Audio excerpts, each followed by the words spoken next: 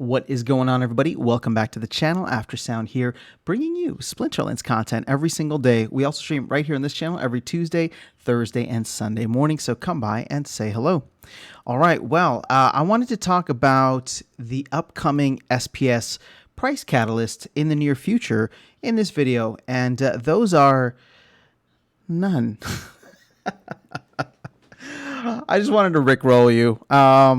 It's really what it comes down to. The sad truth is that that answer is not too far from the actual reality of the situation. So we spent most of 2022 looking forward to two things specifically, right? When it came to SPS price, some kind of SPS price catalyst. The first of which was the end of the airdrop chronologically, right? That happened at the end of July in 2022 of this year. And then we were looking forward to Rift Watchers, and we didn't know when Rift Watchers was going to hit. I mean, with all the hype in January, people thought Rift Watchers might be ready as early as March. Obviously, that wasn't the case. We got it in September, and Rift Watchers actually ended up being the price catalyst that everybody was waiting for, and we saw almost like a 2x going from 4.5 cents at the low back in July or August up to 9 cents in September. And obviously since then, we have been bleeding further and further down. Now, the thing is, people looked at the end of the airdrop as like this magic, magic moment where all of a sudden, there wouldn't be any more SPS, or there wouldn't be as much SPS. And that really is the key, because we are still getting so much SPS distributed, right? Yeah, the airdrop gave us, I think it was like 400 million over 365 days. So that was like 1.3 million, 1 point something million every single day that, for that entire year.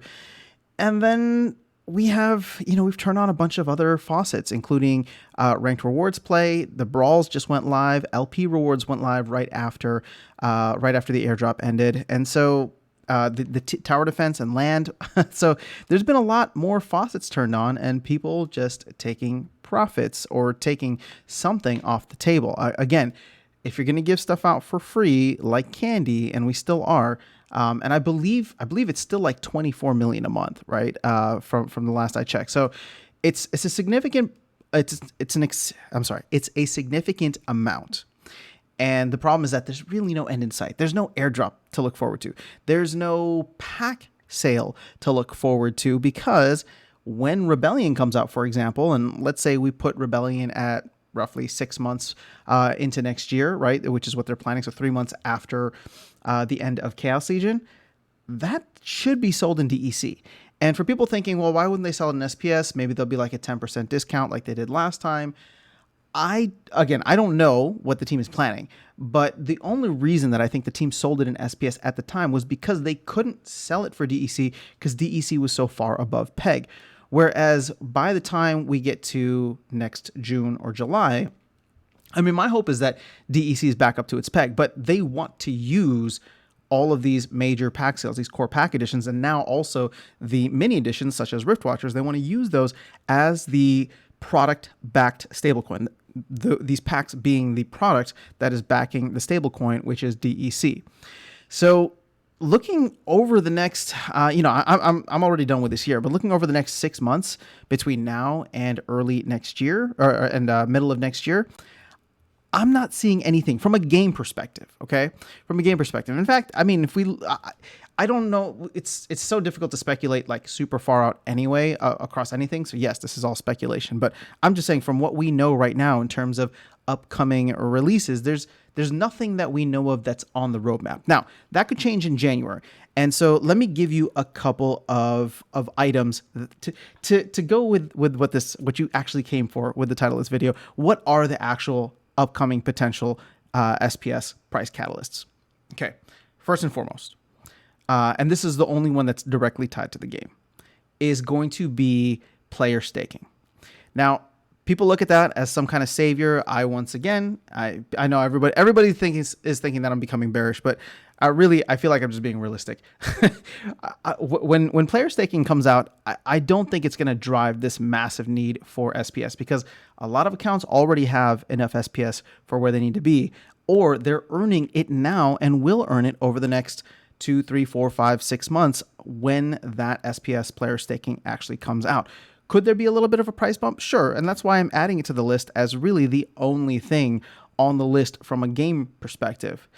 The flip side would be an external price catalyst, meaning the market recovers. And if you've been following me, you know that I'm still pretty bearish on the outlook for 2023. But I am hopeful. And again, this is just me talking out of my butt here, right? So I am just hopeful that with where the interest rates are at right now, interest rates hikes, as well as the overall inflation, specifically here in the U.S., if we continue to see a downtrend, and we'll find out within the next couple of weeks here if inflation really is on the downtrend once we get the numbers for November. If that is the case, then my hope is that by the middle of next year, the Fed will finally cool off and be like, if we can get down to 4%, maybe even 3% inflation, there won't be this need to just slow down the economy the way that they have. And that could cause some rallies. There could even be some rallies in between now and then, but it's so hard to figure that out from a month-to-month basis, right? Like the market could pop, things could happen. And actually what's been crazy is traditional markets have actually done quite well with the inflation news over the past couple of weeks and months. But then crypto got hit hard by FTX. And so we didn't get to participate in this nice little rally here. But those are the price catalysts that I potentially see. Again, what does it come down to? If you're going to move the price of any kind of asset on a market, such as SPS, the price goes up when more people are buying than people are selling. And at the moment, we have seen continuous sell pressure, and I believe we will continue to see sell pressure even from those people who are super invested in the game. For example, I've said this all the time on live streams and videos before. I sell SPS every single day. Why? Because I'm just compounding my rewards from the liquidity pools. So in order to do that, right, I receive the rewards in SPS, and to put it back into the SPS ETH or the SPS BNB or the SPS Hive, I have to sell half of that SPS. If I want to put it into the DEC pools, right, DEC and one of the other stable coins, I have to sell all of that SPS every single day. So that is automatic sell pressure right there from people who are not even exiting the game. That is just automatic sell pressure that will be continuing as the liquidity pool rewards go on forever, pretty much, right? So, I mean, obviously that there's a 65-month period there, but I would assume that they want the pools to stay deep in the future. So there will continue to be rewards for the foreseeable future. I mean, indefinitely, ideally. The idea is you want people to come in and buy the token because there is some utility. But I've been shouting this from the mountaintops since the end of last year. And I did get excited for a lot of the plans that they had for 2022, which again ended up only being Rift Watchers, which they're now trying to take away and put that utility to DEC. But I regularly tweet about this, just trying to ask people, right? And now this will be the question for the video. Are you buying SPS right now? And, or actually, no, the question is, why are you buying SPS right now? And the only invalid answer is because you think the price is going to go up in the future. So what am I trying to drive at there? It's what is the utility? Why would somebody go out and buy SPS to participate in certain aspects of the game or the economy? Again, the only in-game answer that I see coming in the future is player staking, which could happen, who knows, as early as Q1, right? But we have to wait until validators is the word that we're getting. And, validators has been pushed to 2023, maybe Q1 2023. So I would hope that it does come out around that time, or maybe shortly thereafter. As that is a big part of what they put into the white paper. So, I know a lot of people are looking forward to it. I just don't think it's going to be the silver bullet that people are expecting it to be. In the same way that I don't think land is going to be the silver bullet that people are expecting it to be.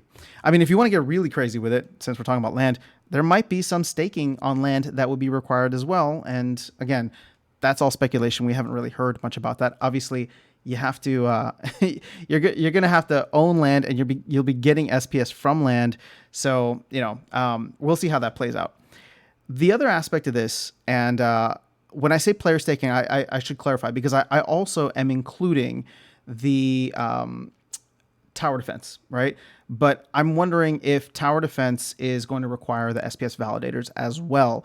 We haven't really heard much from there, but we do know that SPS will be required to earn in that game. And again, if that's not the case, and we get that maybe early Q1 optimistically, then that could come in, a little bit earlier, especially if people flock into tower defense. And if like I said, I'm optimistic that I think tower defense could be a fun new genre within the Splinterlands ecosystem that could draw in a brand new audience. But overall, it's really just that player staking and the market turning around. And I know there's many people calling for, the bottom is in, the bottom is in. I'd love to believe it. And I'm not saying that they're wrong. I don't see it yet. And I'm going to need to wait on a little bit more data, specifically macro data. So inflation data, as well as what they decide to do with the interest rates. But, the hope is that this is not going to be some prolonged, extended bear market. And I know you're thinking, what do you mean prolonged, extended? It's already been super long.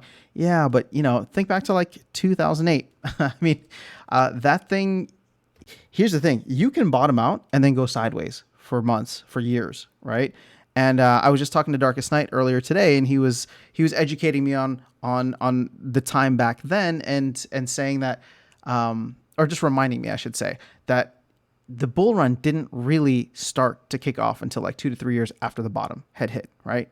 So if you believe we've bottomed, there's still some time of sideways action, which would be great if you're in it for the long run and are deciding to accumulate assets and just show up and play every day, or show up and collect whatever your bot earns every day, right? So that's kind of where I'm thinking in the next 3 to 6 months, potentially even the next year. But I'm curious. I want to get your thoughts. If you disagree with me, and there's a lot of bulls out there in the audience, if you disagree with me, tell me where am I wrong here? Okay, I'm curious to know where you are seeing the upcoming price catalysts outside of those two that I mentioned. Could there be stuff with guild alliances? Sure. Could there be extra stuff with land? Sure. Could there be stuff with whatever they decide to release in the first half of next year? Sure. But we haven't heard anything about that yet. And this might be fun to revisit in about a month from now, when we get the updated roadmap for what the team will be working on and the updated timelines on those respective projects. But let me know your thoughts in the comments below. I will catch you all in the next video and see you around the game. Take care.